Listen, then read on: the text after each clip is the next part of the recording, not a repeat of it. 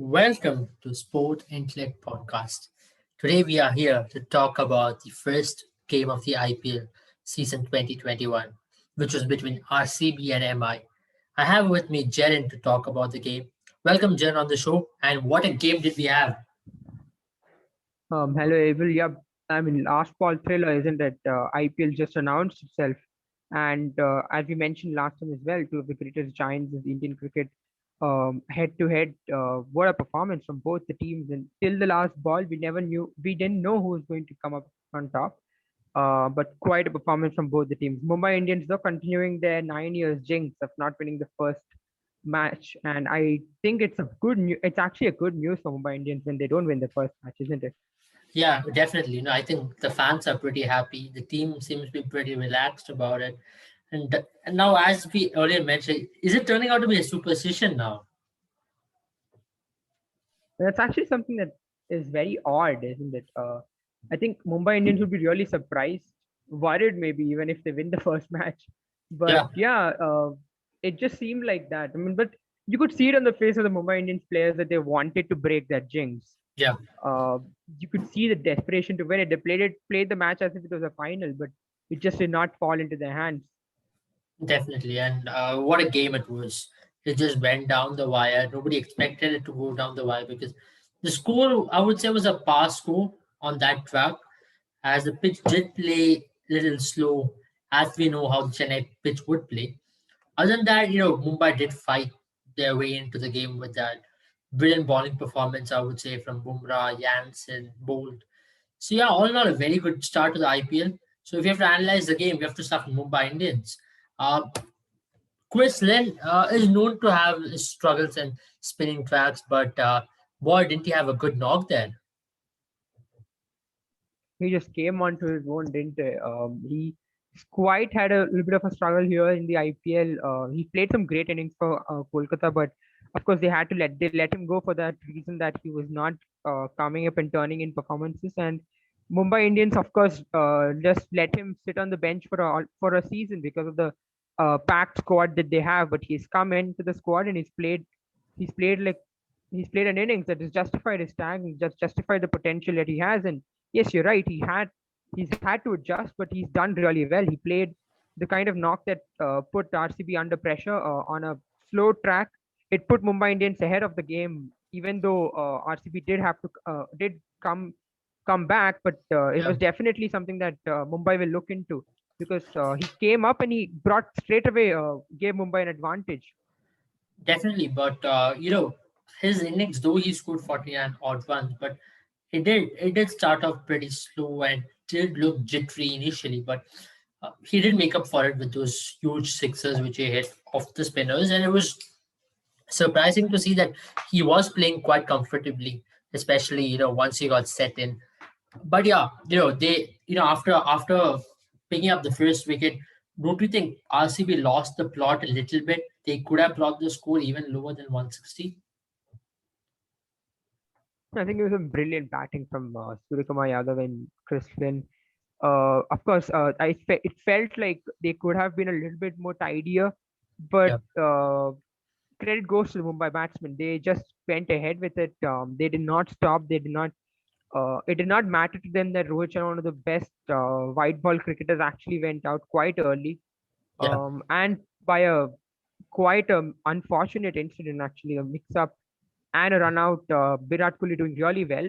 That should have been a turning point in the game itself, but Mumbai Indians, just being the kind of team that they are, they did not allow RCB to dictate terms. They went ahead and they played really well. And credit goes yeah. to them. I feel Mumbai obviously did not take it as a big loss, and it shows the kind of confidence that this team possesses, where they can come back from any sort of situation. Definitely. And talking about RCB, the debutant, the 15 crore buy of Jamieson, what did you make of him? He actually played well. Of course, not one the most glamorous debuts, but you would take this over any other night. Yeah, He played really well. He got a very important wicket, and he did not give away many runs, and that's what RCB is looking for with him. I think it's just the start. Of course, yeah, there's a lot more to be seen. There's a lot more matches, not many matches that are on their way. And I think Kyle Jamieson will be one of the key factors of RCB, and his performance is something that's going to be looked after if RCB have to do well in this season. Definitely, and he was nailing those slow balls and also that fuller length Yorkers as well. One thing I noticed of Jameson from couple of months to now is that in that Australian series where he played in New Zealand, he was missing his run up a little bit. Good to see that he has sorted that out. That was a little bit of a worry where he was losing his length. He was dropping it a bit too short. And if you drop it a bit too short in those New Zealand crowds, he's just bigger than those parks what you see in India. The ball will go outside the stadium for sure. So yeah, those were some of the areas which he had corrected. Good to see that happening from Jameson. Four overs, 27 runs, one wicket. That was a big because of Surya Kumar Yadav, which actually made RCB to come back into the game as well. So great efforts from Jameson, I would say. Now we have to talk about the man, Harshal Patel. What a game did he have? Brilliant, absolutely brilliant. What a last over too. Ball into some of the best death over batsmen. He's done so well. He mixed it up. He was not someone who was just going for the slower balls. He nailed his full end deliveries, the block hole deliveries. He just Yeah, kept, and he's probably the reason why RCB has won it. He's yeah, the first ever bowler to get a fifer against Mumbai Indians. That is certainly a feat. And yeah, we were just talking about how Harsha Patel might be a second bowler to this yeah, RCB squad, but he suddenly put himself up there at the top, and a lot of problems for Kohli now coming up. But yeah, that was a great performance. It was this mix. It was this variation that we have come to see from the T20I bowlers at its best from Harshal Patel, yeah, and also to add to the fact that he came to bat during a very crucial time, took yeah, that one single that was required. yeah, It came down to a sort of a similar position where CSK of 2019 finals where they lost yeah, by 1 run, but Harshal Patel did not make the mistake that Shardul Thakur did. He caught that single, and that is exactly how RCB won. So Harshal yeah. Patel was there It was with a the very bat similar and the ball, ball. if you remember. It was a very similar ball on the pads. He just flicked it. Shardul tried flicking it as well. So yeah, very similar ball from Jansen this time around. But last time it was Malinga this Quite, time. Jansen, yeah. quite lucky the ball went to Jasprit Bumrah, I suppose. Yeah, yeah. But Harshal Patel is definitely an amazing and tremendous cricketer. Last year, Delhi Capitals, I felt, did not make the most out of him. He wasn't really considered as a third bowling option. That's exactly the place where Delhi Capitals struggled as well. A third bowling option in the absence of Ishant Sharma. They could have made more use of Harshal Patel because I remember a couple of spells which he bowled in Sharjah where he really deceived the batsman with his slower balls and also with his variation. And this time around, seeing him nail those Yorkers, this gives a massive, massive trust in Virat that yeah, there is somebody in debt to really he can bank on, isn't it?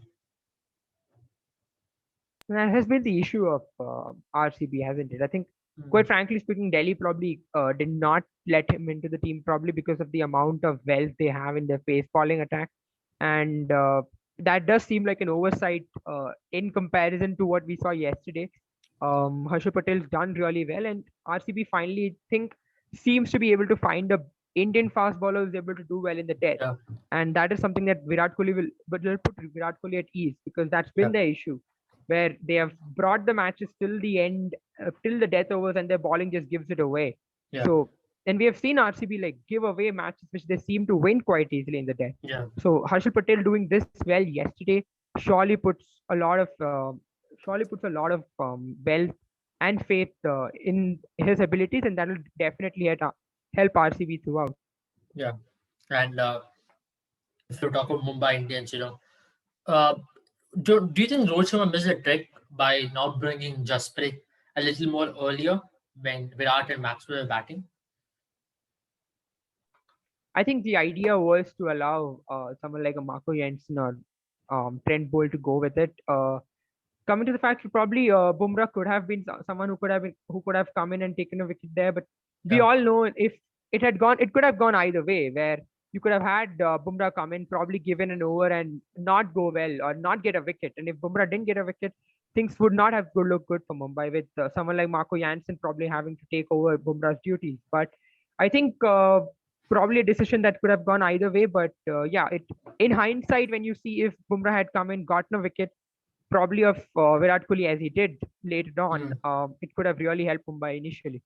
Because Mumbai is a team who believes in matchups, and Bumrah had the better number against both Virat and Maxwell. So I was a little surprised that they held Bumrah back and just waited for Maxwell and Virat both to settle down. So that was something which surprised me or took me by shock. But other than that, even when Bumrah came back, they got the game in their hand. Other than for that brilliance from AB de Villiers, and we have to talk about Maxwell a little bit. Uh, I don't you see we saw a more matured Maxwell yesterday batting alongside Virat than that Maxwell which we are used to seeing in Punjab and even in Delhi Daredevils where he played one season that he comes in and he throws his wicket far too easily. Yeah, definitely. I think Maxwell yesterday was playing the merit of the ball rather than trying to be the big show. I think it was Yeah, quite a good show. yeah, He was someone who came in and he balanced the innings. He did take his time, but it was what was required in a slow Chennai pitch. And yeah, you're yeah, right. He did seem a lot mature, and I think that's something that Maxwell's really worked on. yeah, And the kind of and he does have that now that he's there. I think he has a responsibility. At the same time, he has a lot more freedom because yeah, at the end of the day, you as an RCB fan, you knew that even if Maxwell is to get out at the next ball, you would have someone like AB come in. I think that puts Maxwell at ease, and obviously having someone like Virat Kohli at the non-strikers then definitely gives mm, you a lot more confidence. So I think the whole idea of the whole setup of RCB is what puts him at ease, and that's why I think Maxwell is playing his more natural game where he can decide which gear to bat in. good to see him hit that six after 1,079 days, isn't it? So the first six in IPL after a very, very long time. And what a strike that was. He hit it outside the Chidambaram Stadium. It looks like he's mustered all the power that he could not utilize for 1,079 days to get that ball out of the park. But quite good to see. Someone like Maxwell is obviously a treat to watch. Um, and it's good to see that he's coming to the fore. The way he played Yeah. yesterday is definitely a good sign for RCB. Yeah, I think it brings a lot Hello. of balance into the side. It brings a lot of balance into the side. And I'm sure, once he gets going, RCB looks a totally different side. And before we end it, we have to talk about ABD Villiers. How often have we seen him doing this for RCB? And I really do not have words right now to describe his innings because he's done this quite often for RCB. And if RCB and the most incredible stat is that since Ibrahim's debut, RCB has just won one occasion with him not being in the crease. It's the second occasion which has happened where he was not in the present in the crease while RCB has won chasing, but still his impact was quite evident. I mean, this man surprised everyone. He's not played cricket for quite long now, Yeah, and he's just come out and it's this. I think it's just cricket in his blood, where he just comes out and performs as if nothing's happened, as if he's never taken a break. yeah, This ABD, I mean, it just puts into question how come he is still not playing international cricket. He seems better than most South African batsmen at this point, yeah, and just sad to see him not playing playing international cricket, but it's not affected his abilities at all. He's had a keen mind, and he was the difference yesterday between the two teams. He was able to go on.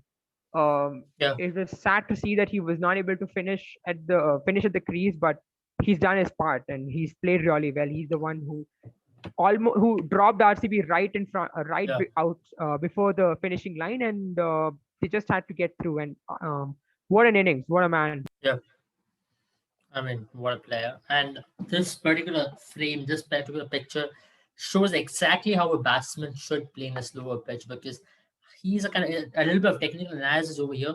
He's a kind of batsman who hangs back after doing the back and across trigger movement. He hangs back and he hits from his back so that core strength and everything comes into the fore. And that's one of the primary reasons why Ibrahim Williams has really succeeded in those slower wickets in India. And it takes me back to the knock which he played in Sharjah last year against Punjab. Very similar wicket, but he against Kolkata, I beg your pardon, uh, where he played an incredible knock in a similar kind of a wicket. Yeah, absolutely no words. All in all, a fantastic game of cricket. Great start to the IPL. Today, yet again, two big giants are clashing against each other. Rishabh Pant, the prodigy, versus the master himself, MS Dhoni. It'll be a great match, isn't it? It's going to be an incredible match. Looking forward to a lot of stump mic banter, Yeah, hopefully. But all in all, it's going to be a great match. Delhi Capitals looking to finally get over the line this year, and Chennai Super Kings trying coming back from a terrible season last year, but yeah, they are obviously not. They're obviously a champion team themselves. Uh, a lot of their players coming to the end of their career, but this could be that one last hooray for them before yeah, they leave. So it's going to be a great match to see which team starts off well. yeah. As they say, the one last dance. So, with that said, we come to an end of this podcast. Thanks for joining us. Stay tuned for more previews and reviews. And throughout the IPL season, we will be coming and joining you. Thank you. Have a good day.